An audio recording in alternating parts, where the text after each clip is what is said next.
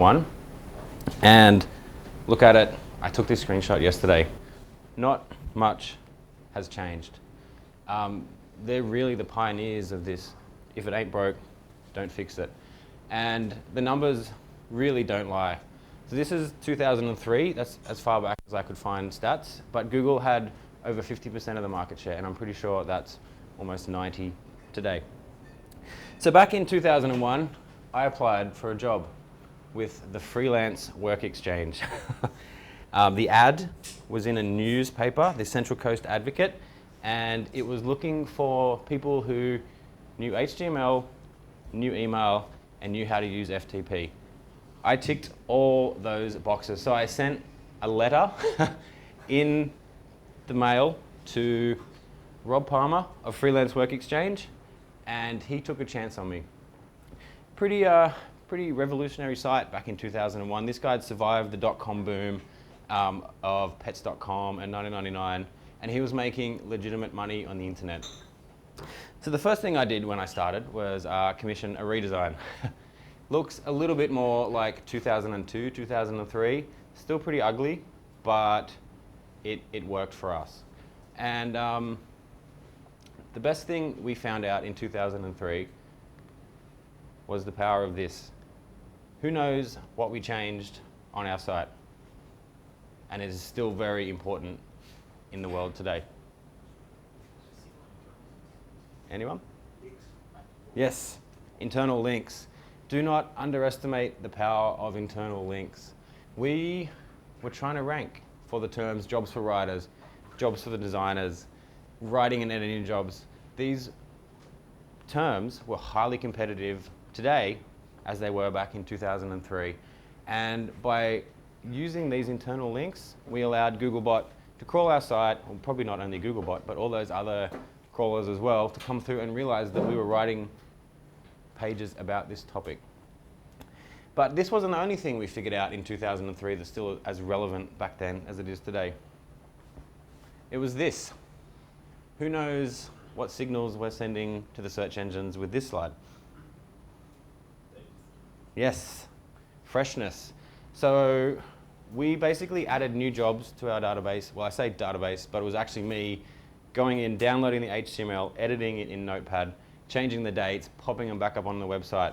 And what this does is trigger to the crawlers that you've updated your site.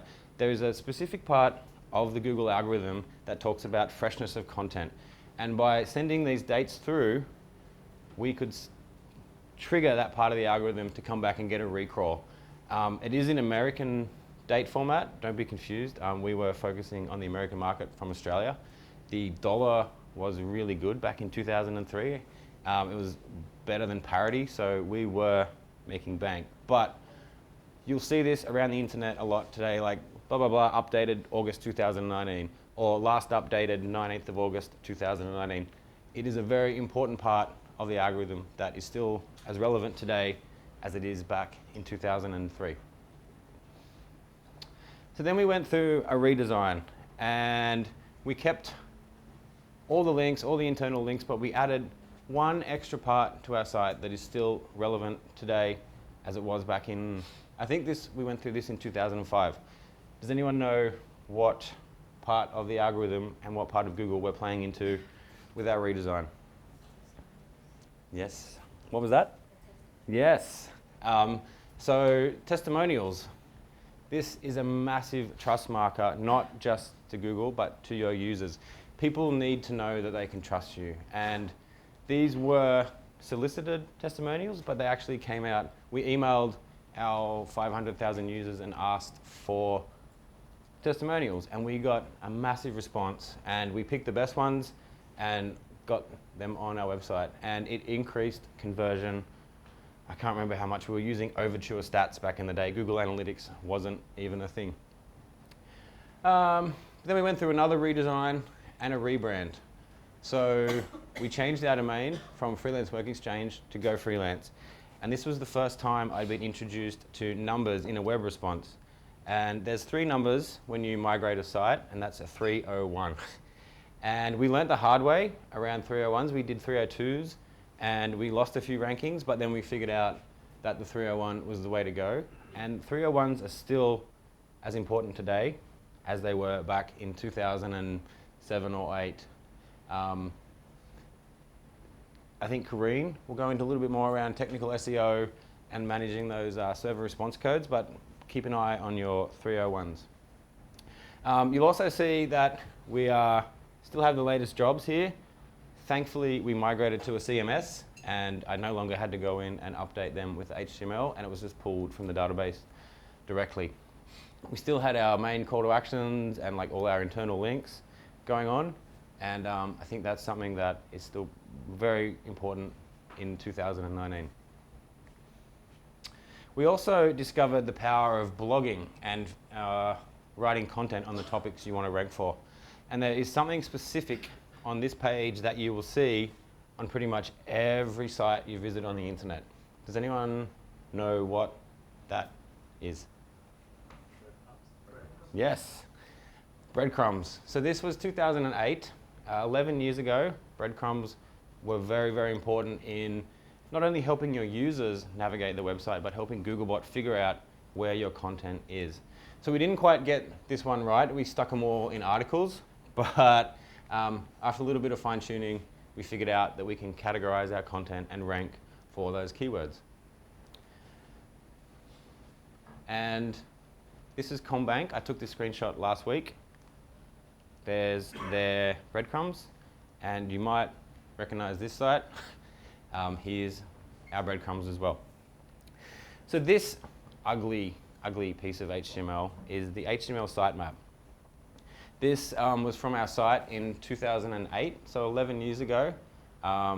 It is essentially a way to list every single page on your site so Googlebot can come and crawl what's there. But not only is it important for Googlebot, it's also accessibility. So Googlebot can come and crawl. Is that right, Corinne? Accessibility? Yeah. Yeah. You can navigate better. So if someone gets lost on your website, they can always navigate back. Cool. Thank you. But you'll still see this around the internet today. Suncorp, and we also do it as well. Ours is a little bit bigger because we have pretty much every piece of content on every topic around the internet, but it's still very important now today to have an HTML sitemap and an XML sitemap as it was back in 2018. So, who knows where this sat on our website? At the footer. It's a site-wide footer. Site-wide footers are essentially the holy grail, well, were the holy grail of sending link juice around your site. So we were trying to rank for data entry, editing jobs, freelance jobs, graphic design, and this literally sat at the bottom of every page. So we could send targeted anchor text into those pages and rank for them. But not only was it as relevant in 2007, it's also relevant in 2019. So I couldn't find one of this, I found a few of them. And people will use it to rank for highly targeted keywords around their website. Don't worry, Tom, this isn't domain. Cool. So we were doing pretty well as a business as Go Freelance. It was 2011, 2012, but this guy came along, the dreaded Penguin update. So yes, we were doing a lot of white hat stuff, breadcrumbs, sitemaps, good quality content, but we were doing one little thing that brought us undone. We'd figured out how to automate backlink generation. And not good quality backlinks either. So we had, this is from Moz, our DA was 1 to 10, and I took this last week, and the Go Freelance site still has over 1,000 backlinks from not reputable domains. So we had such amazing links as rafapal.com, names I call my sister. I don't know what that blog post was about. Dr. Uck or druckblog.de. I don't know how that was relevant to a freelance work site. And ruin it, repeat, chickpeas are back. So I didn't even know chickpeas had gone away. So yeah, but we figured out how to automate this and go on through the internet. So we had a program that you'd feed in the anchor text you wanted, the link you wanted to rank for. You'd set it when you left the office for the day, and you'd come back, and overnight you'd have a few hundred backlinks. So we used it to rank for a bunch of terms that we wanted to rank for. Work at home jobs, work at home data entry jobs, freelance jobs, and earn money online. So this is the problem when you automate your SEO. If your boss puts a spelling mistake in the link building program, and you come back in the morning and you rank #1 for earn money online.